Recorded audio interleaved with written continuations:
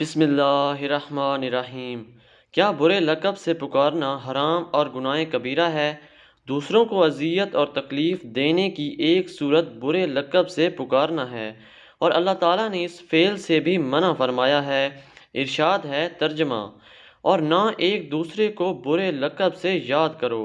ایک دوسرے کو برے القاب دینے اور برے القاب سے یاد کرنے کی ممانعت فرمائی گئی ہے۔ مثلاً کسی مسلمان کو فاسق یا کافر یا منافق کہنا اور کسی ایسے لفظ سے یاد کرنا جس سے برائی ظاہر ہوتی ہو، اس سے منع فرمایا۔ کسی کو کتا، گدھا، خنزیر کہنا، کسی نو مسلم کو اس کے سابق دین کی طرف منسوب کرنا یعنی یہودی یا نصرانی کہنا، یہ سب تنابز بالالقاب میں آتا ہے، یعنی یہ بھی حرام ہے۔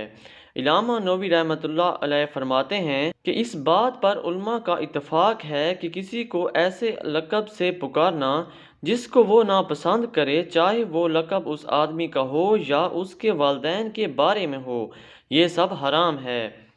حضرت ابن عباس رضی اللہ تعالیٰ عنہ نے فرمایا کہ تنابز بالالقاب سے مراد یہ ہے کہ کسی شخص نے کوئی گناہ یا برا عمل کیا ہو اور پھر اس سے تائب ہو گیا، اس کے بعد اس کو اس برے عمل کے عنوان سے پکارا جائے، مثلاً چور، زانی وغیرہ کہہ دیا جائے۔ امید ہے آج کی اس ویڈیو میں آپ کو بہت کچھ سیکھنے کو ملا ہوگا۔